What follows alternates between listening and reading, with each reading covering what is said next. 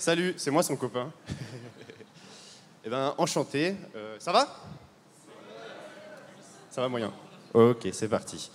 Bon, on m'a proposé un sujet qui est de comment raconter ses aventures sur Internet et comment en vivre. On va parler moula. C'est parti. Je m'appelle Ulysse. Je relève 100 challenges à travers le monde. C'est une quête un peu farfelue. Et sur les 3 dernières années, j'ai relevé 45 challenges dans une vingtaine de pays. Alors ça peut être de mémoriser 1000 décimales de pi, d'aller survivre une semaine dans la jungle au Costa Rica avec des indigènes de la tribu Bribri. J'en ai profité pour aller me faire piquer par une fourmi balle de fusil aussi là-bas. C'est l'insecte avec la piqûre la plus douloureuse du règne animal. Oui, je sais, j'ai des délires bizarres. Bon. J'ai déchiffré une ancienne stèle Maya quand j'étais au Mexique. J'ai plongé à 35 mètres en apnée quand j'étais en Turquie. Et dernièrement, le dernier en date, le numéro 45, c'était d'aller en Thaïlande pendant 1 mois pour préparer un combat professionnel de Muay Thai. Donc j'ai fait de la boxe 5 heures par jour à très très haute intensité. Armand, qui filme la soirée ce soir, était là aussi pour nous filmer. Et on va en faire un documentaire. Et ça, c'est une des particularités un petit peu par rapport aux autres explorateurs qui sont sur des modèles plus traditionnels, qui vont aller chercher des fonds auprès d'entreprises plus locales, etc. C'est que moi, j'ai pris un parti un peu plus différent, qui est de raconter toutes ces aventures sur Internet et d'en créer un business autour du lifestyle que j'ai toujours rêvé de vivre. Donc comment est-ce que je raconte tout ça, tous ces challenges, ces aventures? Je vais prendre ce dernier exemple d'aller combattre professionnellement en Muay Thai pour vous expliquer un peu ma stratégie de contenu autour de ça et comment j'arrive ensuite à monétiser les vues qu'on fait sur Internet. Donc tout part d'une plateforme qui s'appelle LinkedIn. Peut-être que vous connaissez. Alors je suis un explorateur sur LinkedIn, ça fait un peu bizarre. Moi, j'imagine toujours les CEO sur leur toilette en train de scroller et de voir mes aventures et de bugger et de tousser un petit peu. Et ça me fait... J'aime bien cette idée. Et du coup, j'adore envoyer des punchlines sur LinkedIn. Et quand je pars à l'aventure, je me dis, OK, comment est-ce que je pourrais raconter ça aux gens qui sont chez eux ou au bureau, qui s'ennuient, et comment je pourrais les faire rêver un petit peu. Et donc, par exemple, sur le cas du Muay Thai, je me suis dit, OK, je peux parler... de l'entraînement, je peux parler des gens qui m'entourent, de mes coachs, je peux raconter les lieux dans lesquels je vais, l'histoire du stadium, l'histoire du Muay Thai en Thaïlande, quel est le respect, quelles sont les traditions de toutes ces choses-là. Et en fait, l'un dans l'autre, sur 1 mois de préparation, 1 mois d'aventure, j'ai dû écrire, je pense, 20 posts LinkedIn qui ont dû gérer à peu près 2 millions de vues. À partir de tout ça, ça me fait beaucoup de matière sur laquelle je peux travailler. Quand je reviens d'une aventure, j'ai déjà beaucoup écrit, j'ai beaucoup de matière, et avec tout ça, je peux commencer à rédiger un article de blog. Cet article de blog, je vais le rédiger dans mon coin, et je ne vais pas le publier pour l'instant. En parallèle, quand je suis à l'aventure, je me filme, ou alors j'ai quelqu'un qui me filme. Donc ça, c'est une discipline à avoir tous les jours, toujours la caméra à la main, etc. Donc c'est un peu bizarre au début de parler face caméra, mais au bout d'un moment, on s'y fait. Et quand je reviens, on travaille sur la vidéo qui sera publiée ensuite sur YouTube. Donc pendant que ce travail est fait, par exemple mon filmmaker ou mon monteur vidéo vont commencer à bosser sur la vidéo, moi je vais commencer à écrire l'article de blog, et quand tout ça c'est terminé, je passe dans une nouvelle phase qui est une phase de recyclage du contenu. Qu'est-ce que c'est le recyclage? Je vais récupérer tous mes posts LinkedIn, je vais récupérer mon article, je vais récupérer ma vidéo YouTube qui n'est pas encore publiée, et je me dis comment est-ce que je pourrais transformer tout ça en script pour des vidéos courtes. C'est un peu le game en ce moment, quand on veut faire beaucoup de viralité, quand on veut toucher beaucoup de gens. Il n'y a pas 36 solutions, il faut aller sur TikTok, il faut aller sur YouTube Shorts, il faut aller sur Instagram Reels, Facebook Reels, etc. Et l'avantage, c'est que, vu que j'ai déjà écrit un post LinkedIn, j'ai fait une vidéo YouTube, j'ai fait un article de blog, j'ai plein de matière pour pouvoir retravailler tout ça. Une des choses que je fais, c'est par exemple, je modifie les accroches. Je récupère mes posts LinkedIn, je me dis, OK, l'objectif d'un post LinkedIn, c'est que les gens cliquent sur voir plus. L'objectif d'une vidéo TikTok, de l'accroche, de la première phrase d'une vidéo TikTok, c'est que les gens ils aient envie de regarder toute la vidéo, jusqu'à la fin. Bon alors du coup je modifie un petit peu, je transforme le langage écrit pour qu'il paraisse un peu plus parlé. Je modifie aussi les conclusions à la fin. Quelque chose sur LinkedIn, le but d'une conclusion c'est d'envoyer une grosse punchline pour que les gens ils aient envie d'engager. Sur TikTok il y a quelque chose un peu différent qui s'appelle les boucles. Je ne sais pas si vous avez remarqué, les vidéos elles s'enchaînent en permanence, une fois qu'elle est terminée, elles recommencent. Ça on peut s'amuser à twister un peu la dernière phrase pour qu'elle s'enchaîne parfaitement avec la première. D'ailleurs petit conseil, petite astuce sur la création de contenu. Quand vous enregistrez vos vidéos TikTok, commencez toujours par la dernière phrase quand vous vous filmez. Imaginons que l'accroche c'est je suis allé en Thaïlande pour préparer un combat pro de Muay Thai, et que la dernière phrase ce soit je m'en souviens quand je m'en souviens quand, par exemple, et ben, quand je vais mettre ma caméra, je vais dire, je m'en souviens, c'était quand je suis allé en Thaïlande pour préparer un combat pro de Muay Thai. Je vais enregistrer, ça paraîtra hyper naturel ensuite à la caméra, et juste au montage, je vais récupérer la dernière phrase, je vais la remettre à la fin, et la boucle sera hyper naturelle. Donc voilà, une petite astuce. Une fois que j'ai fait tout ça, c'est l'heure de publier la grande vidéo sur YouTube. Donc là, par exemple, le documentaire, on va le publier dans une semaine ou deux.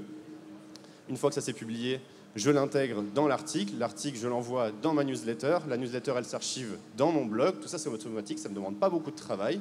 Et ensuite, on va publier à hauteur d'une vidéo par jour les formats courts. Et là, je travaille avec un monteur vidéo qui va m'en faire une par jour. Voilà.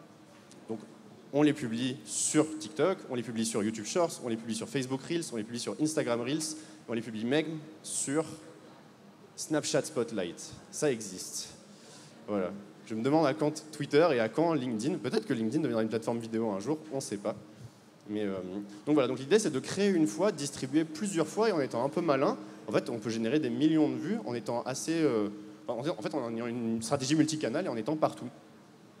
Bon super, maintenant on fait plein de vues, on est content, on est connu. Comment on gagne de l'argent? C'est un peu la grande question. J'ai plein de potes qui sont créateurs de contenu, par exemple sur TikTok, et qui ont beaucoup de mal à le monétiser. Et je connais des gars qui ont des toutes petites chaînes YouTube très très bien ciblées, très très bien nichées, qui font beaucoup d'argent. Donc c'est toujours une question de positionnement et de monopole personnel. C'est-à-dire comment est-ce qu'on arrive à être le meilleur sur ce que l'on fait dans le monde et comment est-ce qu'on peut continuer, en permanence redéfinir ce que l'on fait pour que ce soit vrai. Comment est-ce qu'on peut être le meilleur sur sa discipline? Comment on crée un monopole personnel? Moi, le mien, c'est de relever 100 challenges à travers le monde. Et du coup, j'ai construit un modèle économique qui est basé sur 4 piliers. Le premier, c'est la publicité et les droits d'auteur. La publicité, quand je publie une vidéo sur YouTube, elle est monétisée, c'est un format long. Depuis peu, YouTube Shorts a aussi sorti un programme de monétisation. TikTok, pareil.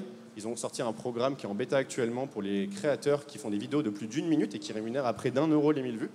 C'est un peu moins, mais c'est quand même fou. Si on fait 1 million de vues sur une vidéo TikTok de plus d'une minute, eh ben on peut toucher déjà 1000 €. Bon, je dis ça que c'est facile, il faut les faire quand même, 1 million de vues, mais ça peut se faire. Ensuite, il y a le deuxième pilier que sont les sponsoring et les partenariats. Au plus on a de visibilité, au plus on a de gens qui, moi, j'ai des gens qui me contactent tous les jours, que ce soit sur LinkedIn, sur Instagram, sur ma boîte mail, etc. Donc ce sont des gens à qui je vais pouvoir vendre parfois des prestations pour être présent sur mes contenus, que ce soit sur LinkedIn, sur TikTok, etc.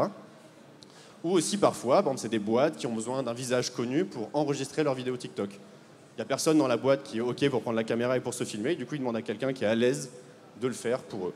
Et ça, on peut facturer hyper cher. Donc il y a les sponsoring et les partenariats. Le troisième pilier, ce sont les conférences et les coachings. Voilà, j'ai 2 conférences. La première, c'était Apprendre à apprendre. Dans tous mes challenges, j'ai développé plusieurs méthodes pour mieux mémoriser, mieux apprendre, mieux atteindre mes objectifs. Et donc je faisais une première conférence là-dessus. La deuxième, ça a été sur les barrières mentales, comment dépasser ses peurs, comment élargir sa zone de confort et y aller, comment se lancer avant d'être prêt. Voilà. Ensuite, il y a le coaching. Le coaching, je l'en fais très très peu, j'ai pas d'offre claire, il n'y a rien sur mon site, etc. Mais souvent, sur LinkedIn, je vais avoir des gens qui vont me contacter, qui vont me dire « Salut Ulysse, on a remarqué que tu publies beaucoup de contenu, tu es tout seul, nous on a une équipe marketing, on a levé des fonds, on ne sait pas comment faire, comment tu fais ?»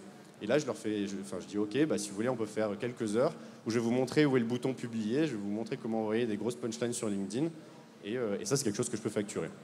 Je le fais très peu parce que ma priorité, c'est d'être concentré sur mes aventures, je ne veux pas vendre mon temps. Et ça, c'est une grosse contrainte que je me suis mis sur mon modèle économique, c'est comment est-ce que je peux faire en sorte que tout mon temps soit alloué à l'accomplissement de mes rêves et pas juste à gagner de l'argent. Voilà. Donc conférence, coaching. Et le dernier pilier, c'est les produits que je vends en ligne. Donc j'en ai un et bientôt 2.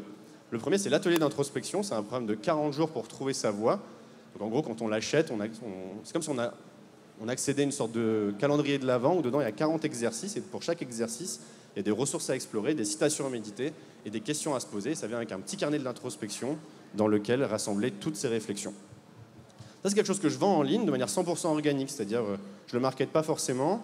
Parfois, je fais une petite newsletter, parfois, je fais un post LinkedIn, mais c'est juste qu'il est bien présent dans mon profil LinkedIn. Et comme je génère de la visibilité, les gens viennent visiter mon profil, ils voient comment je vis.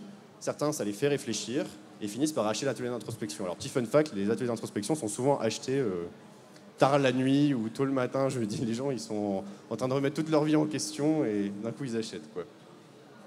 Voilà, et bientôt, je vais sortir une deuxième formation sur la création de contenu. Je vais parler de tous mes systèmes de création de contenu, comment bien écrire sur LinkedIn, comment être incisif, comment recycler.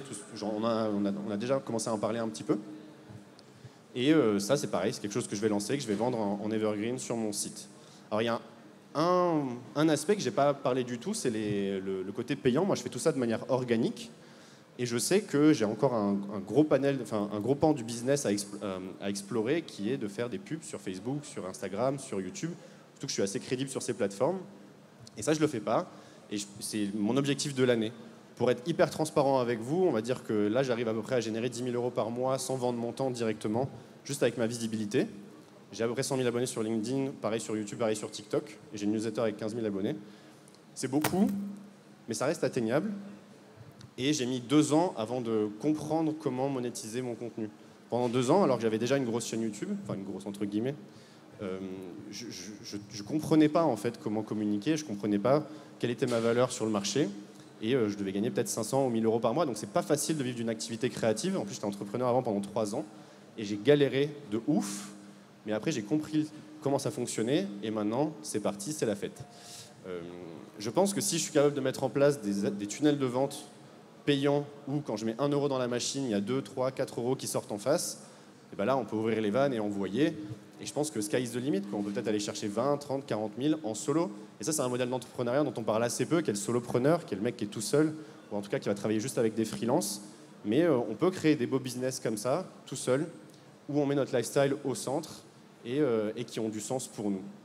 Voilà, donc pour conclure, comme je disais, vivre d'une activité créative, c'est pas facile, mais c'est possible. Je pense qu'on a tendance à vraiment sous-estimer ou surestimer plutôt ce que l'on peut accomplir en une année, mais qu'on sous-estime vraiment ce que l'on peut faire en une décennie. Et si vous êtes prêt à jouer à un jeu pendant longtemps, un jeu qui vous fait kiffer, un jeu qui fait kiffer les autres, alors je suis certain que vous pourrez y arriver.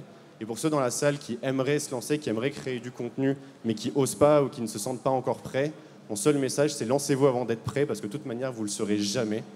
Et voilà, just do it, quoi. Merci.